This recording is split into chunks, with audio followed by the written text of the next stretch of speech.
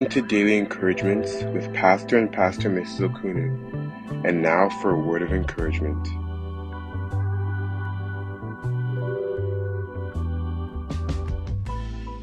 Psalm 23 verse 3. He guides me along the right paths for his name's sake. The Almighty God will guide you along the right path. You will never walk on the wrong path.